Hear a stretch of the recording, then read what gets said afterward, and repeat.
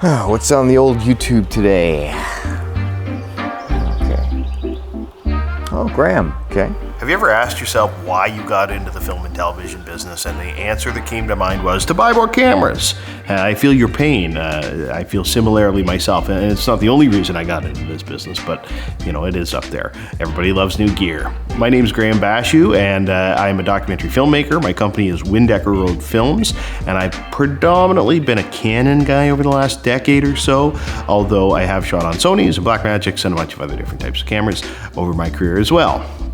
Recently, I just started a new project that's going to involve shooting in some enclosed spaces, needing to be moving around, maybe shooting some handheld a little bit more. And I wanted something a little bit more compact than my usual C200 setup that I've been using over the last couple of years. So I got a hold of Joe Todd at Camera Canada in London, Ontario. And if you don't know Camera Canada, that is a great shop full of great people. Joe is one of the best people I know, with lots of great support there. Anyway, I asked them what they'd recommend, and they agreed to send me this right here. This is a brand new, at least the camera itself is brand new, the model itself is a little bit older, Canon C70.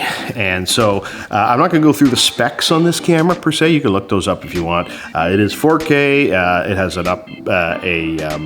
firmware upgrade that allows you to shoot Canon RAW light, and it is essentially kind of a hybrid model between a cinema camera like a C300 Mark II or something like that, and a mirrorless camera. It has sort of the mirrorless form factor and a lot of the cinema camera features, such as built-in ND filters and so on and so forth.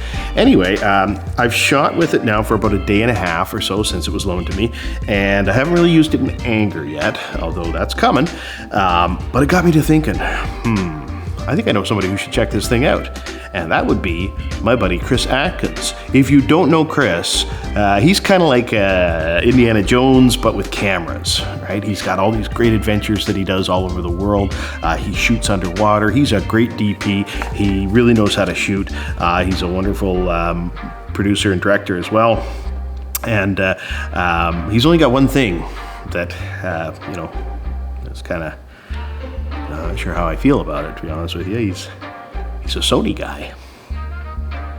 It's bad. It's hard to be friends with somebody like that. What the?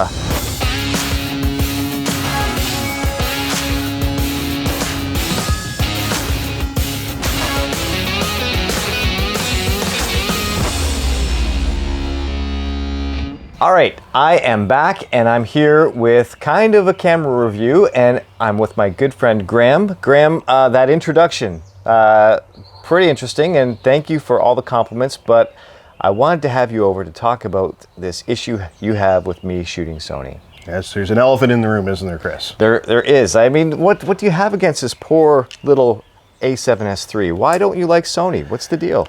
Well, one of the things that I don't like about Sony, I haven't always liked the colors with Sony. Sometimes the colors don't turn out real great. Tends to need a little bit more color grading is what I've noticed. I find the usability of those cameras is a little bit tough too. I mean, we are talking about a hybrid, we're talking about a mirrorless camera, which isn't, its first purpose was never to shoot video. Yeah, and this is truly, I think, in my opinion, this is a hybrid, because it is a photography camera that's been tricked out, so to speak, to do video. The A7S III, that's what we're talking about. Now, if you're using, let's say, the A7R 3 or 4 or whatever they're at now, that truly is a photography camera. Totally. Where this really, although it's in the same form factor as a photography camera, it is designed for video. So It is, in my mind, a hybrid.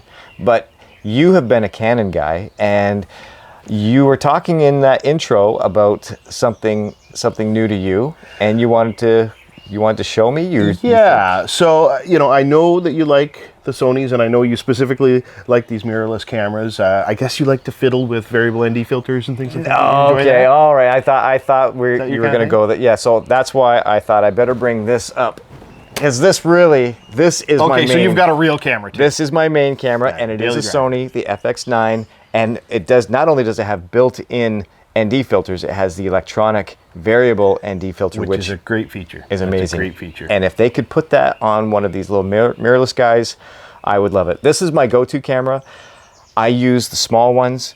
really as either B cameras or in places where I can't bring this big guy. But if I'm Like inside a vehicle, for example? inside a vehicle, you witnessed that firsthand. I did. So I don't know, but this I feel way more comfortable with the big camera. And Me I know, too. Me too. My yeah. C200 is approximately that size, and it feels good on the shoulder. It's well balanced. Yeah. You know, the controls are at the ready. Look at all the buttons you've got. Right. That's always important to have those tools right at your hand. I noticed with this, this is the FX9. Yeah. 4 audio channel controls, audio which is channels. really nice. That's a nice Very feature. nice, yeah. So I don't hate Sonys. Okay. I don't hate them. All right. And there are some good things about them. And to be honest, I would like to make it clear that I am not all in on Sony. I mean, I'm kind of all in on Sony right now, not because It's okay to admit it, Chris. not because I'm brand like I'm not one of those guys that's like, oh, I'm Sony and I'll only ever buy Sony. Because actually, this might surprise you. My very first camera was a Canon, and I bought. Now this is okay. So people. Most of you watching will probably have no idea what this camera was, my very first camera, and if I can find an image of it, I'll put it up there.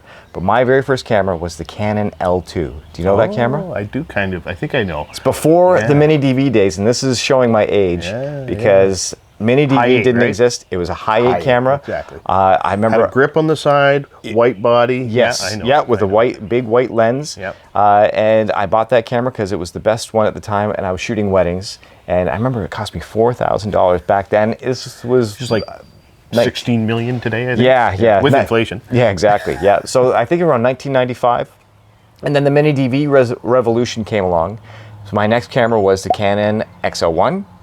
And then I had an XL2. Yep. So I love Canon cameras, and I should state that the reason that I've all in on Sony right now is just because at the time that I needed to buy a camera, Sony had what I needed, and I needed something that I could work both as an ENG style camera and something that I could take lenses off with that Super 35 and now the full frame, where I could get that depth of field and throw other lenses on. Right. So that's what got me into Sony. I get you. If Canon had stuff, which maybe they did, but I don't No, know. I think Sony was sort of the leader with that. When the FS7 came out, it really came in that similar form factor that you had right there. Yeah. That was easily shoulder mountable, Yeah. and it had some zoom lens you could, options. yeah, you that were could parfocal. do a power zoom. You could ramp it and do the nice standard ENG. You're a news shooter. You know exactly what I'm talking about. When you throw that camera on your shoulder, you want to do a nice Slow push, push in. and then slow it down, not the hard stops. That's right. And so I don't know, is anybody even making that kind of stuff anymore? Sony seems to be the only one. Yes, they're not. Yes, they are. Okay. I don't know. I think they're more expensive, but it's this business. You know what the deal is. It's pay to play, right? Yep. I mean, if you need a feature, how much is it worth to you? Well, I know Blackmagic, a lot of guys are shooting Blackmagic. They're using the Ursa Minis, and they're getting the B4 mounts and putting those B4 lenses on them. Absolutely. But it's not something that you just, before you would order a camera and everything came all together, and You pay $120,000 for it. Wow. Because that's the other thing. Yeah. That was expensive stuff back in the Yeah. day. And, now we're at a point, it's interesting that you talk about revolutions, right? Because you had the mini TV revolution, then you had the Canon 5D Mark II Right. revolution, That where was a big game suddenly changer. a DSLR could shoot video. Then we had a mirrorless revolution. Basically, we have a large format sensor revolution going on. Yeah. And now we have like this hybrid revolution, like this thing here. Yeah. And, maybe this is a good time to do Okay. a review. Yeah. Is this a good So time? show me what you're talking about. This camera's been out for a while, but I've never actually seen one in real life. Here it is. It's the Canon C70. Okay. I'll get the fuzz off of it. And this was loaned to me by Joe Todd at Camera Canada in London, Ontario. And so this is the C70. So there's some similarities here, I think, Chris, Okay. between, can't even remember what model number this This is. is A7S3. Okay. So C70, and I'm sure in a couple of years there'll be the C70 Mark 25 or Mark 3, Mark 4. Yeah. Yeah. So similarities in style, right? I mean, you can see with this camera that it's kind of a further hybrid of a hybrid, I guess, right? Yeah. Like it's got a mirrorless form factor for sure, right? And it's also, got some tools on it, some features on it that you would see in a cinema camera, because this camera does not have balanced audio inputs, right? Like this is still sort of in that DSLR mirrorless form factor. This guy's got curious. Oh, it's got the minis. It's got the minis. I guess it's a size thing. I don't really know. I'm not a fan of the minis. I've used them on the Blackmagic. I was doing a project last year with the Blackmagic 6K Pro, which was a nice camera, but I found it incredibly difficult to use, especially filming nature. Yeah. It's a great camera. It does a great image. Now, but I'm very curious with this. Now, this is just the body, and I'm looking at the size between. Yeah, now I've got the bigger. cage. I've got the cage on here, so it's a little deceiving. You mentioned the audio, and yeah, this does just have the 3.5 mini, but if you're using the FX3, or you can get this, the handle for this, which gives you proper balanced audio in. Right. So it does have that ability. Well, I'll raise you a mini. Okay. There's one right there. Okay. All right. So this will do 4 channels of audio. You So can balance inputs. no extra hardware to do it, but you do need the adapters for the. Do need the adapters. I will fully admit that sucks. That's not that's something I'm super excited about. Yeah. And in fact, as I've been using this this week, I've had to use a Rode VideoMic Pro that I've kept on hand that I don't use all that often because I didn't get any adapters for the mini XLR to a full-size XLR, so I can use a nice microphone. Oh, okay. Put a 416 or an AT 875 on there, something that sounds really good. So that's a bit of a limitation. Obviously, it's just, you know, like with all this stuff, you tend to have to buy some. What about crap. HDMI? Does it have HDMI on it? It does. Is it full size? It's a full size HDMI. All right. This might surprise you. This actually has full size HDMI as well. That's great. I do not like HDMI in general. Yeah. I actually hate HDMI. I wish that this had an SDI on it. Yeah. But if I'm going to have a HDMI, the full size is the way to go. Yeah, definitely. Another couple of interesting things. This USB port here is a USB-C port. Okay, nice. Which would make sense. This apparently as well, you can plug in a USB wireless adapter on this. Okay. And that's how they've kept the size down apparently and still giving you some Wi-Fi functions. So you can go on Amazon and buy yourself a $20 Wi-Fi dongle. Okay. And there you go. Now this does generate its own Wi-Fi, and I can actually connect it to my phone without any additional hardware. Well, if you care about that kind of thing. So does that thing have internal NDs, Chris? Okay, all right.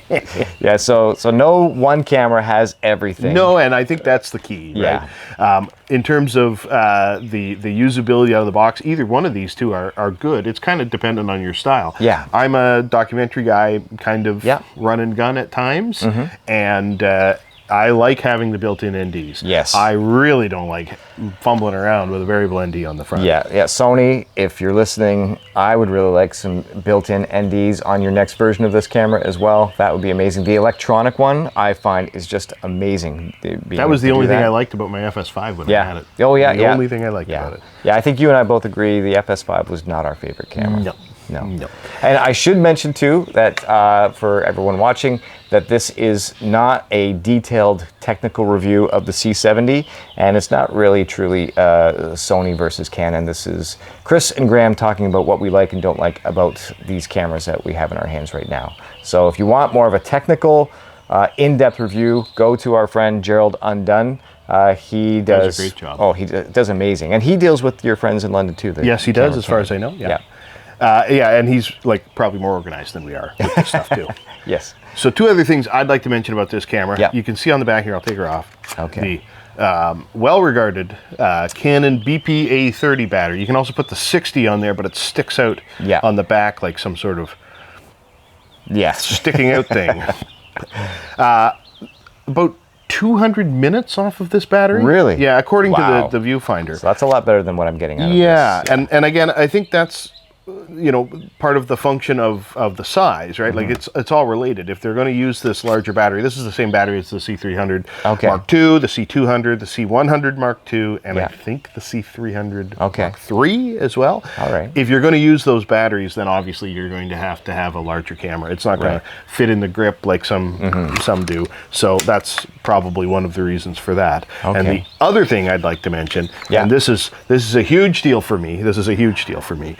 I operate with multiple cameras all the time, and syncing things up. I like to get into post the moment I'm done shooting. Yeah. And this thing's got, it does have a PNC connector on it. It's for timecode. Nice. Timecode in and out on this camera body, which is super great. So people still use timecode? Oh yeah, Lord. Yeah, that's what separates us from the great apes, Chris. Yeah. It gets me into post very, very quickly. Very cool. So that was a big deal for me. I knew about that before I got the camera, and that makes it very simple. I work with an audio guy a lot, and he sends timecode out of his recorder, and we sync up the cameras that way. All the cameras have consistent timecode. It's a one-click to do all your dailies at the end of the day. Fantastic. That's very cool. That is a great selling feature on that camera. Get timecode on that thing? No. Generates timecode. Yeah, I mean, it has internal timecode, but I'm sure there's a way to do it. But I mean, sure usually, there is. It's like this. Yeah. So usually I'm usually on location by myself. I'm usually the entire crew, so I haven't really needed that. But you do a lot of stuff where you're directing. You have camera operators. You have sound guys. You're doing multiple cameras. So timecode definitely is it's a big great feature. help. Yeah. It's a big help for me. Yeah. Now I'll hand it over to you in a second. I was just going to tell you about a couple of things that I cannot figure out on this camera. Oh, he can't figure something out. There's a couple of things. And actually, I did figure this out last night, but take a look at the mounting holes on the bottom of this camera.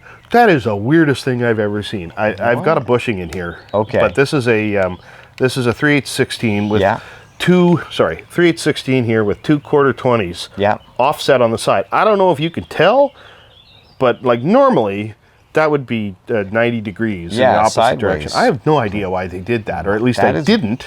Okay, until last night. Okay, so you have a solution now. Well, I don't know. Maybe this isn't why they did it, but it did help.